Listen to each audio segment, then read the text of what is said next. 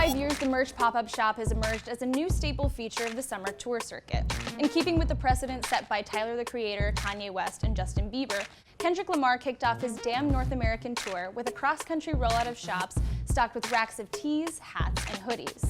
Much of this merch is printed with Chinese characters, something it seems most Kendrick fans aren't able to translate. I took Chinese in high school. I forgot all that though, I'm not gonna lie.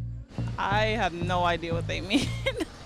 I have no idea. I'm blissfully ignorant, but I'm just gonna assume it's really good lyrics or something. One of them means wisdom, and the other one I'm not too sure about. The merch's Chinese elements are used in honor of Kendrick's Kung Fu Kenny alter ego. Given the music community's less than excellent track record with paying homage to Asian cultures, it's not surprising that the character initially raised questions with fans. MTV News spoke with J.K. Cho, co-producer of Bad Rap, a documentary about Asian American rappers, to discuss the situation's unique fine line between appreciation and appropriation. When it's done on a surface level, it could be considered appropriation, but when it's done on a level of much more deeply rooted respect, I feel like it is an appreciation. And this goes vice versa. As an Asian kid who's into rap, who has rap, there's a lot of things in those realms that are questionable as well, that could raise an eyebrow or two if you are a black person or a Latin person that have created the culture, you know, that founded hip hop. So it goes both ways. Kendrick's Kung Fu Kenny persona is derived from the Rush Hour 2 character of the same name played by Don Cheadle. What's up, Kenny? And finds its roots in a long history intertwining hip-hop and Kung Fu. From the two subcultures coming up in popularity alongside one another in 70s and 80s New York City, to the Kung Fu influence seen on hip-hop acts of the 90s like Wu-Tang Clan and J. the Damaja. MTV News spoke with Tom Vick, curator of film at the Smithsonian Institution's Freer and Sackler Galleries, to explain what young hip-hop artists and fans connected with in those early Kung Fu films.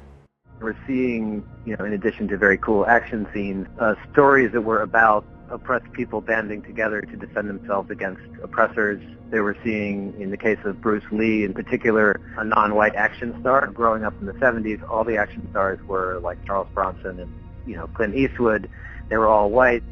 There was this kind of subversive element to them that I think appealed to, the early hip-hop community, who were also kind of ostracized. The tradition of learning from a master and humbly practicing your skills to become great is an important one in martial arts and obviously resonates with Kendrick in this chapter of his career. Along with references to Kung Fu films, the Damn visuals also nod to prominent symbols in Chinese culture. On one piece of Damn merch, the back of the shirt features a mandala, a spiritual symbol meant to represent the universe. Kendrick's mandala is filled with peonies, thought in Chinese culture to be king of the flowers. Below that and the album title are two sets of Chinese characters which translate to wisdom and weakness. These symbols all speak to spirituality and greatness, themes Kendrick explores at length on Damn. I feel like debating on who the greatest can stop it. I am legend, I feel like all of y'all is peasants. My cousin Carl, the word said know my worth. And Deuteronomy say that we all been cursed. I know he walks the earth, but it's money to get, bitches to hit, yeah. Will this Kung Fu Kenny merch usher in another decade of people wearing clothes printed with characters they can't read? Maybe, but hopefully the care Kendrick and his team have taken to use appropriate symbols and translations will set an example for how an artist can propel an entire fan base to have meaningful interactions with another culture.